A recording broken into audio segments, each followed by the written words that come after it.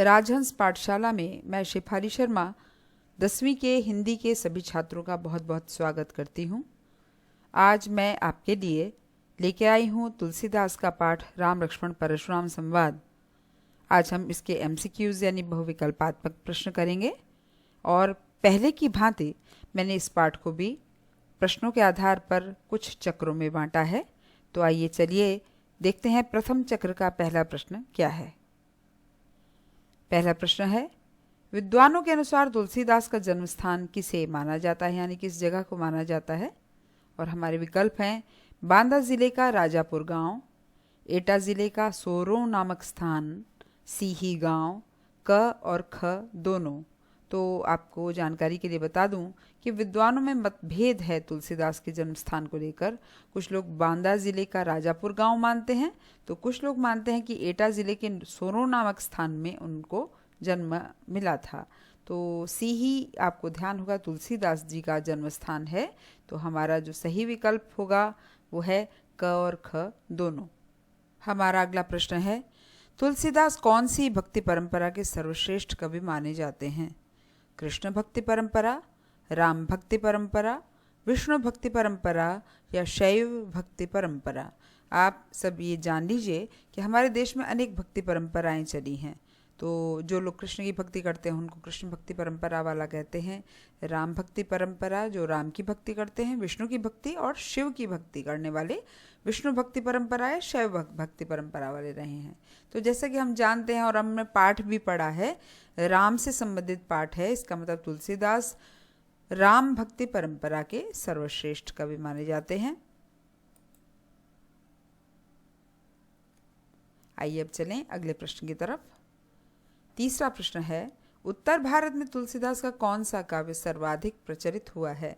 वैसे ये एक बहुत ही अच्छी तरह से जाना पहचाना प्रश्न है और लोग जानते भी हैं बहुत अच्छे ढंग से कि उनकी जो कृतियां हैं जिनका नाम यहाँ पे दिया गया है, जैसे विनय पत्रिका है, कवितावली है, गीतावली है और रामचरितमानस है। इनमें रामचरितमानस उत्तर भारत में यानी नॉर्थ इंडिया में सबसे ज़्यादा पॉपुलर, सबसे अधिक प्रसिद्ध ग्रंथ है।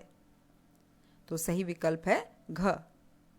अगला प्रश्न, निम्नलिखित में से कौन सी रचना तुलसीदास की नहीं है। अब थोड़ा सा आप परिचय ध्यान से पढ़िएगा जिससे आपको ध्यान रहे उनकी कृतियां कौन सी हैं।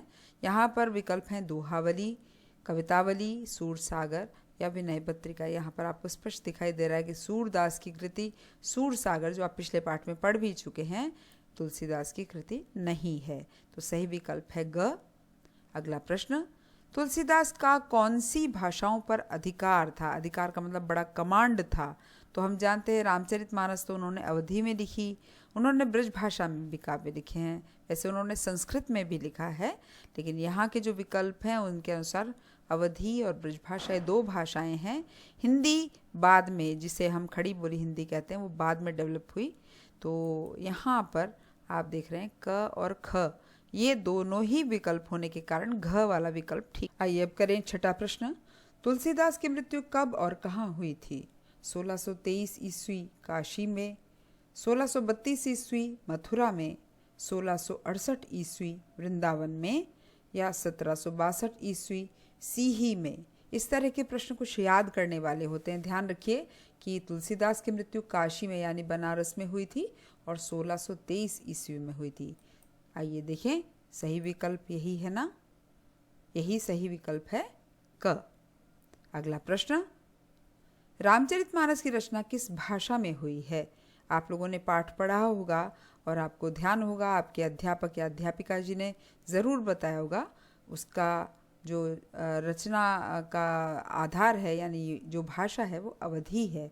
तो हिंदी खड़ी बोली हिंदी में नहीं है, ब्रज भाषा में नहीं है, क्योंकि ब्रज का साहित्य ज़्यादातर कृष्ण पर आधारित है। अवधी यानी अयोध्या की भाषा से आप याद रख सकते हैं, क्योंकि राम अयोध्या के थे, अयोध्या के राजा थे, इसलिए अवधी भाषा में रामचरितमानस की रचना करने का निर्णय तुलसीदास जी ने लिया था। और बुंदेली बुंदेलखंड की भाषा तो हो ही नहीं सकती है, इसलिए सही विकल्प है इसका अवधी यानी ग विकल्प ठीक है। अगला प्रश्न है, रामचरितमानस के मुख्य छंद हैं दोहा, सोरठा, दोहा, चौपाई, कवित्त सवैया सोरठा या कवित्त।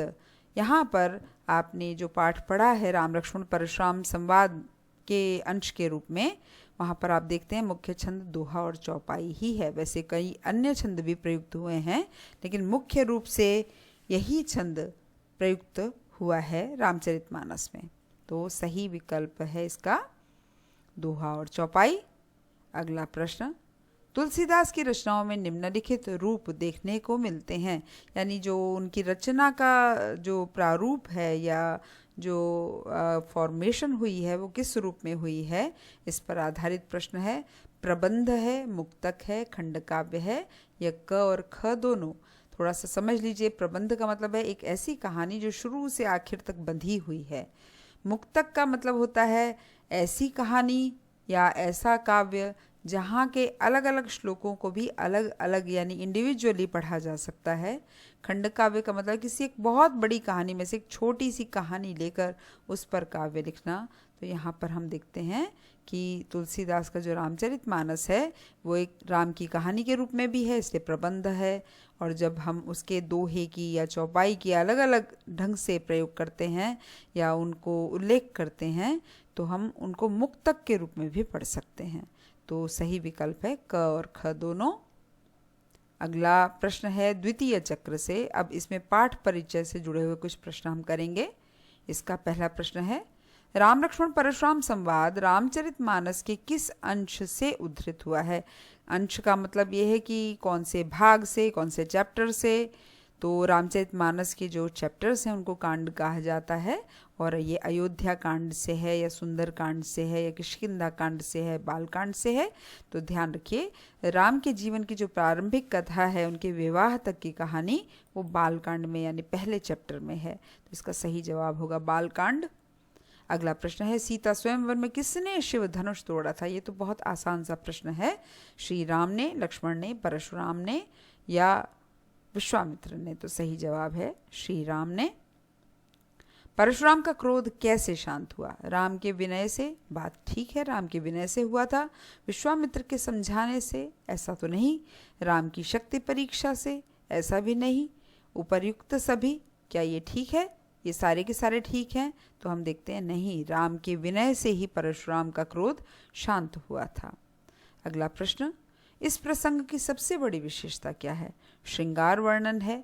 तो हम देखते हैं कि यहाँ पे प्रेम का या नायक नायिका के स्नेह का कोई वर्णन नहीं है, इसलिए श्रृंगार का नहीं है यहाँ पे वर्णन।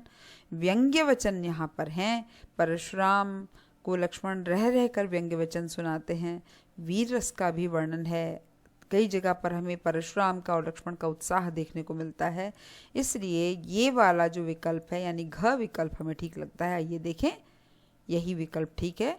ख और ग दोनों विकल्प ठीक हैं, इसलिए घ के विकल्प में ही हम सही उत्तर पाते हैं। यह पाठ किस रस में निबद्ध है? वात्सल्य में, वीर में, रौद्र में या ख और ग दोनों में? यानी ख और ग, वीर और रौद्र दोनों ही रस हमें मिलते हैं। उत्साह का वर्णन है वहाँ वीर रस है, जहाँ क्रोध का वर्णन है वहाँ पर रौद्र रस हमें देखने को मिलता है। अब हम आरंभ करते हैं अपना तृतीय चक्र, जो पाठ से दिए गए प्रश्नों पर आधारित है। तो आइए चलिए देखते हैं इसका पहला प्रश्न कौन सा है। पहला प्रश्न, आप ध्यान रखिए कि यहाँ पर मैंने हर चौपाई और दोहे का एक एक खंड लिया है, और यहाँ पर आपको ध्यान होगा पहला हमारा जो खंड शुरू होता है वो नाथ शंभु धनु भंजनी हारा से लेकर विदित सकल संसारा तक लिया गया है। ये दोहे पे खत्म हो रहा है। तो एक एक खंड पर आधारित प्रश्न दिए गए हैं। प्रथम खंड से पहला प्रश्न ले रही हूँ मैं। राम ने शिव धनुष तोड़ने वाले यानी स्वयं को, स्वयं राम ने तोड़ा था, इसलिए उन्होंने अपने आप को परशुराम का सेवक क्यों कहा? विनम्रता के कारण, आदर के कारण, परशुराम के क्रोध को शांत करने के लिए, या सभी विकल्प सही हैं? तो आपने अगर पाठ पढ़ा होगा तो आप समझ पाएंगे कि कौन सा विकल्प यहाँ पर ठीक होगा। सभी विकल्प सही हैं। कारण क्या है? राम ने विनम्रता के कारण परशुराम से इतना अच्छा व्यवहार किया कि उन्हें ये कहा कि आप मेरे स्वामी हैं और मैं आपका सेवक हूँ। साथ ही आदर भी था उनके मन में उनके प्रति, और उनका क्रोध को देखकर उन्होंने सोचा कि यही व्यवहार उनके लिए उचित है। आइए अब अगला प्रश्न लेते हैं। परशुराम ने शिव धनुष तोड़ने वाले को सहस्त्रबाहु के समान क्यों बताया? सहस्त्रबाहु परशुराम का सबसे बड़ा शत्रु था। क्या इसलिए? सहस्त्रबाहु ने शिव का अपमान किया था। क्या इसलिए? सहस्त्रबाहु ने परशुराम को हराया था इसलिए? अथवा सहस्त्रबाहु ने परशुराम को धोखा दिया था इसलिए? तो अब हम जानते हैं इसका सही विकल्प कौन सा है। इसका सही विकल्प प्रथम विकल्प है। सहस्त्रबाहु परशुराम का सबसे बड़ा शत्रु था, इसलिए शिव के धनुष को तोड़ने वाले व्यक्ति को परशुराम ने सहस्त्रबाहु के समान अपना शत्रु बताया है। अब लेते हैं अगला प्रश्न। परशुराम ने सभी राजाओं को मारने की बात क्यों कही? क्योंकि उन्होंने सभी राजाओं को दोषी मान लिया था? ऐसा तो नहीं है, अन्यथा वे सबको मार देते। क्योंकि सभी राजाओं ने शिव धनुष तोड़ने की में मदद की थी? ऐसा भी नहीं है। क्योंकि उन्होंने धनुष तोड़ने के लिए राम को उकसाया था?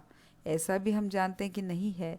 क्योंकि उन्होंने अत्याचारी क्षत्रियों का विनाश करने की प्रतिज्ञा की थी। जब हम सहस्त्रबाहु की कहानी पढ़ते हैं तब हमें पता चलता है कि परशुराम ने ऐसे क्षत्रियों को ही मारने की प्रतिज्ञा की थी, इसलिए उन्होंने सारे राजाओं को मारने की बात कही थी। आइए अब लिखते हैं अगला प्रश्न। भृगुकुल केतु का क्या अर्थ है? भृगु ऋषि के कुल की पहचान, भृगुवंश के गौरव, परशुराम, या तीनों सही हैं? तो आइए देखते हैं इसका सही विकल्प क्या होगा। इसका सही विकल्प होगा तीनों सही हैं। कारण क्या है कि भृगु ऋषि के कुल की पहचान परशुराम से होती थी, यानी परशुराम का इतना नाम था दूर दूर तक कि लोग जानते थे कि ये भृगु ऋषि के वंश के हैं। तो भृगु वंश के गौरव हैं, गौरव का मतलब उनकी गरिमा को बढ़ाने वाले, उनकी इज्जत को, मान को बढ़ाने वाले, और परशुराम, ये तीनों ही भृगुकुल केतु शब्द से स्पष्ट होते हैं। अगला प्रश्न लेते हैं। त्रिपुरारी धनु का क्या अर्थ है? त्रिपुरासुर का धनु, तीन पुरों यानी नगरों का धनुष, शिव का धनुष, या विष्णु का धनुष? तो हम देखते हैं कि इसका सही उत्तर है शिव का धनुष। क्योंकि त्रिपुरारी शिव को कहा जाता है। त्रिपुरासुर के अरि यानी दुश्मन थे शिव, उनका विनाश किया था, इसलिए त्रिपुरारी कहा जाता है शिव को, और धनु यानी धनुष। अब हम अगला खंड लेते हैं, अगला भाग लेते हैं, चौपाई, और फिर जिसका अंत एक दोहे से हो रहा है, यानी ये दूसरा खंड है। लखन कहा हंसी हमरे जाना, और परशु मोर अति घोर, यहाँ ख़त्म हो रहा है। तो इस पर आधारित पहला प्रश्न देखते हैं। का क्षति लाभ जून धनु तोड़े? जीर्ण धनुष को तोड़ने से क्या हानि और क्या लाभ? पुराने धनुष को तोड़ने पर बहुत हानि होगी। तीसरा, इस गले हुए धनुष को तोड़ने से लाभ ही हुआ है, ऐसा धनुष बच जाता तो अच्छा था। यहाँ पर कौन सा विकल्प सही है? आइए देखें। जीर्ण धनुष को तोड़ने से क्या हानि और क्या लाभ? जूर्ण धनु यानी जीर्ण धनुष, जो बिल्कुल पुराना होने के कारण गला सा हो गया, जिसको छूने से ही वो टूटने का अंदेशा रहे, ऐसे धनुष को तोड़ने से क्या लाभ हो, क्या हानि हो, ऐसा लक्ष्मण जी कहते हैं। तो ये वाला उत्तर ठीक है। अगला प्रश्न है। नयन के भोरे का क्या अर्थ है? आँखों के भुलावे से, भंवरों की आँखों से, नए धनुष के भुलावे में, या नए अनुभव से? यहाँ पर हम भोरे शब्द से कभी कभी कंफ्यूज हो जाते हैं, इसलिए ध्यान रखिए। नयन का मतलब है नया, भोरे यानी भुलावे में। अब देखते हैं इसका नया शब्द का क्या अर्थ है। नए धनुष के भुलावे में, यानी राम ने नए धनुष के भुलावे में पुराने को तोड़ दिया, ऐसा लक्ष्मण जी कह रहे हैं। अगला प्रश्न है। परशुराम ने अपने परिचय देते हुए किन विशेषताओं का वर्णन किया? बाल ब्रह्मचारी कहा, अतिक्रोधी कहा, क्षत्रिय कुलद्रोही कहा, या सभी चीज़ें ठीक हैं? तो इसका सही विकल्प होगा सभी ठीक है। उन्होंने अपने परिचय में सभी बातें बताई थी अपने लिए। अगला प्रश्न। परशुराम ने क्षत्रियों से राज्य छीनकर किन्हें दान में दे दिया? उन्होंने अनेक राज्य छीने थे क्षत्रियों से, और किन्हें दिए आइए जाने। राजाओं को दे दिए, ऋषियों को दे दिए, ब्राह्मणों यानी महिदेवों को दिए, या याचकों के दिए। इसका सही जवाब है ब्राह्मणों को यानी महिदेवों को दिया। अगला प्रश्न, परशुराम ने अपने परशु को अत्यंत भयंकर क्यों कहा? वह लक्ष्मण के माता पिता को शोक सागर में डुबो देगा। वह सहस्त्रबाहु का नाश करने वाला है। उसके भय से गर्भ के शिशु भी नष्ट हो जाते हैं। सभी ठीक हैं। आइए जाने सही विकल्प है सभी ठीक हैं। ये सभी बातें उन्होंने अपने परशु के संदर्भ में, उसकी भयंकरता के संदर्भ में कही थी, क्योंकि ये भयंकर परशु यदि चल गया, यानी इसने अगर लक्ष्मण का विनाश कर दिया तो उसके माता पिता शोक सागर में डूबेंगे। ये वही परशु है जिसने सहस्त्रबाहु का नाश किया था। ये वही परशु है जिसके बारे में सुनकर या जिसके डर से किसी गर्भस्थ शिशु की मृत्यु तक हो सकती है। इतना भयंकर है ये धनुष। अब लेते हैं तीसरा भाग चौपाई और दोहे का। बिहसी लखन बोले मृदुबानी और गिरा गंभीर तक आता है ये। फूंक से पहाड़ उड़ाने का क्या अर्थ है? मजाक करना, आसानी से कुछ करना, असंभव कार्य करना या अन्याय करना। इसका सही विकल्प है असंभव कार्य करना। लक्ष्मण जब परशुराम को कहते हैं कि आप हमें डरा धमका कर ऐसा ही कार्य कर रहे हैं जिससे फूंक से पहाड़ उड़ाना चाहे। कोई भी पहाड़ तेज से तेज हवा से नहीं हिलता, तो फूंक से तो क्या हिलेगा। तो ये असंभव कार्य करने के लिए लक्ष्मण ने इस तरह का प्रयोग किया है अपनी भाषा का। अगला प्रश्न है कुम्हड़ बतिया का क्या अर्थ है? कुम्हड़े यानी कद्दू के फल जैसी बात, छुई मुई का पौधा, बेकार की बातें, कुम्हार की बातें। यहाँ पर ध्यान रखिए, कुम्हड़ा कहते हैं कद्दू को, काशी फल को, सीताफल को, पंपकिन को। उसके फल की विशेषता ये होती है कि यदि उस फल की ओर तर्जनी अंगुली से इशारा कर दिया जाए तो वो फल जल जाता है। इसी तरह से लक्ष्मण कह रहे हैं कि हमारे साथ में कुम्हड़े वाली बात नहीं है, जे तर्जनी देखिए मर जाएं। जो आपकी तर्जनी देखकर, तर्जनी का मतलब वो अंगुली जिससे हम मना करते हैं, तो परशुराम रह रह कर कई चीज़ों के लिए लक्ष्मण को मना कर रहे हैं। तो यहाँ पर लक्ष्मण उनको कह रहे हैं कि आपकी ये तर्जनी देखकर हम कुम्हड़े के फल के समान समाप्त नहीं हो जाएंगे, मर नहीं जाएंगे, गल नहीं जाएंगे। आपसे हमें भय नहीं लगता। तो इसका सही ऑप्शन है कुम्हड़े यानी कद्दू के फल जैसी बात। अगला प्रश्न, लक्ष्मण ने क्या देखकर परशुराम से अभिमान के साथ बात की? कोठार यानी उनका परशु, शरासन यानी धनुष, बाण। सभी सही हैं। आइए देखें कौन सा सही विकल्प है। सही विकल्प है घ, सभी सही हैं। यानी लक्ष्मण ने उनके सामने यानी परशुराम के सामने क्या क्या चीज़ों के लिए कहा, उनके पास में क्या क्या चीज़ें थी। उनका कुल्हाड़ा यानी फरसा था, उनके हाथ में धनुष था, उनके हाथ में बाण था। ये देखकर लक्ष्मण भी अभिमान के साथ उनसे बात कर रहे थे। वो सोच रहे थे कि मैं भी उनके मुकाबले का योद्धा हूँ, ऐसा लक्ष्मण व्यंग्य में कह रहे हैं उनको। अगला प्रश्न है रघुकुल में किन पर शूरता नहीं दिखाई जाती? शूरता यानी वीरता नहीं दिखाई जाती। देव या ब्राह्मण पर, हरिभक्त पर, गौ पर। सभी सही हैं। इसका सही विकल्प है सभी सही है। यानी ये चार जाति प्रजाति ऐसी बताई जिन पर कि रघुकुल के लोग आक्रमण नहीं करते, उनसे युद्ध नहीं करते। देवताओं पर नहीं करते, ब्राह्मण पर नहीं करते, भगवान के भक्तों पर नहीं करते थे, और गौओं पर नहीं करते। अगला प्रश्न है भृगुवंश मणि, परशुराम, विश्वामित्र, जनक, राम, इनमें से किसको कहा गया है? भृगुवंश मणि कौन है, ये प्रश्न है हमारा। तो हमने अभी पिछले प्रश्नों में पढ़ा था कि भृगु के वंश के हैं परशुराम, इसलिए ध्यान रखना चाहिए ये उत्तर परशुराम के लिए ही दिया गया है। सही विकल्प है परशुराम। अगला प्रश्न अगले खंड से जो शुरू होता है कौशिक सुनहु मंद यह बालक से और ख़त्म होता है कथा ही प्रताप। कौशिक किन्हें कहा गया है? परशुराम को, विश्वामित्र को, लक्ष्मण को या राम को? तो आइए जाने इसका सही विकल्प क्या है।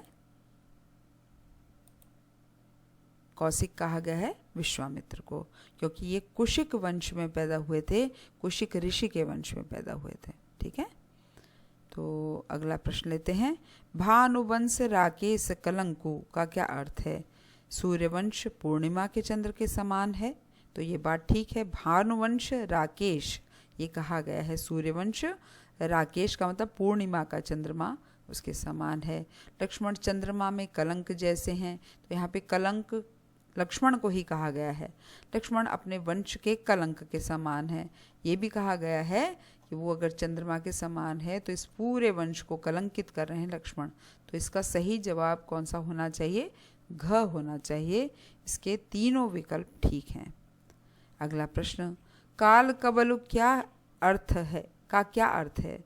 मृत्यु का ग्रास यानी गस्सा बन जाना, शिव का धनुष, क्रोधी, विनयशील। तो इसमें आप ध्यान रखिए, कवल कहते हैं गस्से को, ग्रास को, जो हम एक बार रोटी के साथ सब्जी लेकर खाते हैं, एक बाइट जो हम का लेते हैं वो ग्रास कहलाता है। तो इसका सही जवाब है काल कबल का मतलब है मृत्यु का ग्रास, मृत्यु का गस्सा बन जाना। परशुराम धमकी दे रहे हैं लक्ष्मण को कि पल भर में मैं तुम्हें मृत्यु का ग्रास बना दूंगा। अगला प्रश्न है, शूरवीर और कायर में क्या अंतर है? युद्ध करना, न करना, ये अंतर तो दिखाई देता है। शूरवीर युद्ध करता है, कायर युद्ध नहीं करता।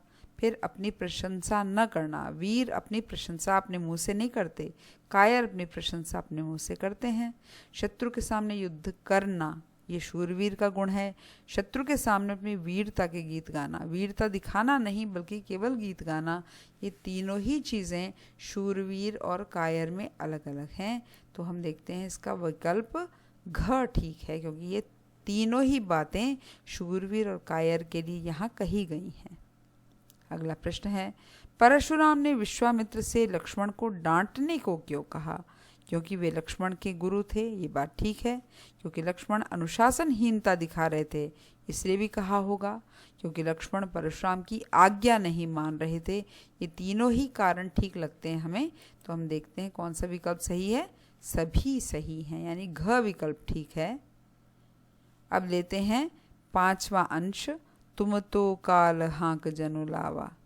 और खत्म कहा हो रहा है, कौन से दोहे पे हो रहा है? अजहु न बूझ अबूझ, तुम तो काल हाँक जनु लावा में कौन सा अलंकार है? अब अलंकार के विषय में विशेष रूप से ध्यान दीजिए। उपमा है, उत्प्रेक्षा है, रूपक है, या कोई नहीं है? तो आपको थोड़ा सा स्मरण करा दूं, ध्यान रखिए जहाँ पर जनु का प्रयोग होता है, जनु का मतलब होता है मानो, तो मानने के अर्थ में हमेशा उत्प्रेक्षा अलंकार आता है, इसलिए यही सही होगा। लक्ष्मण कह रहे हैं कि मानो तुम तो मेरी तरफ मृत्यु को हाँक के लेके आ रहे हो, वो आना नहीं चाहती लेकिन ज़बरदस्ती लेके आ रहे हो, इसलिए यहाँ पे उत्प्रेक्षा अलंकार है। अगला प्रश्न, परशुराम ने क्या समझकर लक्ष्मण को अब तक नहीं मारा था? क्या समझकर नहीं मारा था? क्या राजपुत्र था इसलिए तो वो बिल्कुल नहीं छोड़ते, क्योंकि राजा के पुत्र का तो विनाश करने वाले हैं। क्षत्रिय है इसलिए भी नहीं छोड़ते। राम का भाई है, ऐसा नहीं था उनके मन में भाव, तो केवल बालक समझकर वो उनको छोड़ रहे थे। अगला प्रश्न, परशुराम किन कारणों के होने पर भी लक्ष्मण को विश्वामित्र के कारण माफ कर रहे हैं? कौन से कारण थे उन पर जिन पर उन्हें गुस्सा आ रहा था, वो मारना चाहते थे लक्ष्मण को, लेकिन विश्वामित्र की वजह से उन्होंने उनको माफ़ कर दिया? तो अब देखते हैं, उनके पास तीखा फरसा था, ये बात ठीक है, ये कारण तो था मारने के लिए। परशुराम का अकरुण और क्रोधी स्वभाव, परशुराम को किसी पर करुणा नहीं आती थी, हमेशा हर पर गुस्सा आता था, हर व्यक्ति पर, तो इसलिए क्रोधी स्वभाव भी था। उनके सामने गुरुजनों का अपमान करने वाला अपराधी खड़ा है, लक्ष्मण खड़ा था, बात ठीक है। लक्ष्मण का निरंतर उत्तर देना, फिर ये सब करते हुए भी लक्ष्मण लगातार बोलते जा रहे थे, ये उन्हें उचित नहीं लग रहा था। तो सारी चीज़ें ठीक हैं, यहाँ पर घ ऑप्शन घ विकल्प ठीक है। अगला प्रश्न, गाधिसूनु कौन है? विश्वामित्र हैं या परशुराम हैं, लक्ष्मण हैं या जनक हैं? तो हम जानते हैं विश्वामित्र गाधिसूनु हैं। कारण क्या है? वो गाधि ऋषि के पुत्र थे। अगला प्रश्न, अयमय खांड न ऊखमय से विश्वामित्र विश्वामित्र का क्या अभिप्राय है? लक्ष्मण और राम और लक्ष्मण लोहे के खांडे या तलवार हैं, या राम लक्ष्मण गन्ने की मीठी खांड नहीं हैं, राम लक्ष्मण को जीतना आसान नहीं है। सभी विकल्प ठीक हैं। तो आइए देखें कौन सा इसमें उत्तर है सभी विकल्प सही हैं, क्योंकि विश्वामित्र मान रहे हैं कि राम और लक्ष्मण लोहे के खांडे के समान है। यहाँ पे खांड शब्द में श्लेष अलंकार है, एक ही शब्द के दो अर्थ हैं। तो पहला अर्थ है वो तलवार के समान है, वो गन्ने की मीठी खांड नहीं है। यहाँ पर खांड का दूसरा अर्थ है खांड, यानी जैसे चीनी, जैसे देसी चीनी जैसी होती है, ऐसे राम और लक्ष्मण नहीं है जो मुंह में डालते ही घुल जाएंगे। और राम और लक्ष्मण को जीतना आसान नहीं है। खांडे शब्द के कारण यही चीज स्पष्ट होती है। सभी विकल्प यहाँ पर ठीक हैं। अगला प्रश्न है अंतिम खंड से, अंतिम भाग से, कहेउ लखन मुनिशील तुम्हारा से लेके बोले रघुकुल भानु दोहे पे खत्म होते हैं। तो माता पिता से उऋण होने की बात कहकर लक्ष्मण ने परशुराम पर कौन सा व्यंग्य किया? परशुराम ने पिता की आज्ञा से अपनी माँ का वध किया था। ये हमारे यहाँ पौराणिक कथाओं में ऐसा आता है कि पिता की आज्ञा मानने के कारण उन्होंने ऐसा किया था। परशुराम के क्रोध के कारण उनके पिता जमदग्नि की हत्या हुई। सहस्त्रबाहु की कथा में भी हमने सुना, अगर वो सहस्त्रबाहु से शांति से बात करते, उसका युद्ध में विनाश नहीं करते, उसकी हत्या नहीं करते, तो सहस्त्रबाहु के पुत्र जमदग्नि को नहीं मारते। माँ के वध के बाद उन्होंने पिता से उन्हें पुनः जीवित करवाया। क्या ये बातें ठीक हैं? माँ और पिता का उन्होंने कैसे कर्ज चुकाया, इन तीनों बातों से पता चलता है। यहाँ पे व्यंग्य भी है कि माता और पिता मारे गए उनके कारण, और माँ के वध के बाद में उन्होंने उनको वापस जीवित करा दिया। तो सभी रूपों में उन्होंने ये ऋण चुकाया है, इसलिए सभी उत्तर ठीक हैं। अगला प्रश्न है गुरु ऋण चुकाने से यहाँ क्या अभिप्राय है? गुरु का ऋण यानी कर्ज चुकाने से यहाँ पर क्या अर्थ है? शिव परशुराम के गुरु थे, ये बात तो ठीक है। शिव के धनुष भंग से परशुराम बहुत क्रोधित थे, ये बात भी ठीक है। परशुराम लक्ष्मण के द्वारा शिव धनुष के अपमान का बदला लेना चाहते थे, ये बात भी सही है। गुरु को अपमानित करने वाले को दंड देकर परशुराम अपना गुरु ऋण चुकाना चाहते हैं।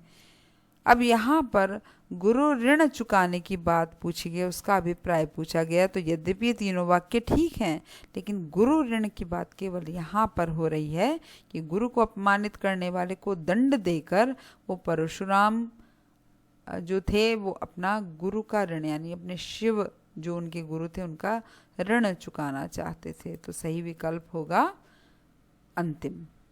अगला प्रश्न व्यवहारिया का क्या अर्थ है? व्यापारी, हिसाब लगाने वाला, अच्छा व्यवहार करने वाला, या क और ख दोनों? अब देखते हैं इसका सही ऑप्शन क्या है। व्यापारी, व्यवहारिया का मतलब व्यापारी, जो व्यापार करे, जो हर पल हिसाब किताब करता रहे। दोनों ही अर्थों में हमें व्यवहारिया शब्द का प्रयोग सही दिखाई देता है, इसलिए अंतिम ऑप्शन ठीक है। अगला प्रश्न है द्विज देवता घर ही के बाढ़े का अर्थ है ब्राह्मण देवता आप घर के ही बड़े हैं। हे विश्वामित्र, आप घर में सबसे बड़ी उम्र के हैं। परशुराम, आप अपने आप को सबसे शक्तिशाली समझते हैं। क और ग सही हैं। अब यहाँ पर देखते हैं हम क और ग कौन से हैं जिससे स्पष्ट किया जाए। ब्राह्मण देवता आप घर के ही बड़े हैं। यहाँ पर लक्ष्मण मजाक उड़ा रहे हैं परशुराम का कि आप अपने घर में ही अपने आप को बड़ा समझते हैं। बड़ाई का मतलब आपकी शक्ति, आपकी पदवी, आपका रुतबा, आपका घमंड सबसे अधिक बड़ा है, ये मानते हैं आप। और ग में कहा है परशुराम आप अपने आप को ही सबसे शक्तिशाली समझते हैं। तो क और ग हमें विकल्प ठीक लगते हैं। देखते हैं कौन सा विकल्प सही है। घ वाला विकल्प सही है इसमें। इसके बाद में अगला प्रश्न लखन उत्तर, आखिरी दोहे पर आधारित प्रश्न है ये खत्म होता है रघुकुल भानु से। इनमें कौन से अलंकार हैं बताए गए हैं, पूछे गए हैं। उपमा किसमें? लखन उत्तर आहुति सरिस, ये बात ठीक है। लक्ष्मण के उत्तर आहुति के सरिस यानी समान थे। आहुति कहते हैं जैसे यज्ञ के अंदर हम कोई समिधा डालते हैं उसको हम आहुति कहते हैं। फिर रूपक अलंकार किसमें है? भृगुवर कोप कृशानु। भृगुवर का मतलब है परशुराम, उनका गुस्सा, कृशानु आग था। रघुकुल के भानु, रघुकुल के सूर्य राम। तो हम देखते हैं कि रूपक अलंकार में उपमेय और उपमान दोनों का साथ साथ वर्णन होता है, जैसे भृगुवर कोप, उनका क्रोध, क्रोध का वर्णन चल रहा है, उसका कंपैरिजन किससे हुआ? कृशाणु से, आग से हुआ, लेकिन बीच में कोई वाचक शब्द नहीं है, और वाचक शब्द ना होने के कारण ये अभेद हो जाता। अभेद का मतलब डिफरेंस नहीं रहता, उपमेय और उपमान एक हो जाते हैं, यही इसकी पहचान है। यहाँ जैसे रघुकुल के भानु कौन है? राम है, तो यहाँ पर भी रूपक अलंकार है। अब अगला जो विकल्प है वो है उपमा अलंकार, जल सम वचन। तो यहाँ हम स्पष्ट देख रहे हैं जल के समान वचन, शीतल ठंडे वचन बोले राम। तो यहाँ पर देखते हैं कि ये तीनों ही ऑप्शन सही हैं। तो आइए देखते हैं कौन सा विकल्प सही है। घ वाला विकल्प सही है। जैसे इसी के साथ हमारे सारे प्रश्न यहाँ पर समाप्त होते हैं। तुलसीदास के राम लक्ष्मण परशुराम संवाद से संबंधित मुझे पूरी आशा है कि आपको प्रश्न अच्छे से समझ में आ रहे होंगे। अधिक से अधिक जितने भी MCQs, जितने भी बहुविकल्पात्मक प्रश्न बन सकते हैं वो मैंने बनाए हैं। मुझे पूरी आशा है, पूरी उम्मीद है कि आप अपनी परीक्षा के लिए इनके माध्यम से बहुत अच्छे से तैयारी कर पाएंगे। इस चैनल को लाइक, सब्सक्राइब करना बिल्कुल मत भूलिए, और सब्सक्राइब करने के साथ साथ बेल आइकन दबाइए।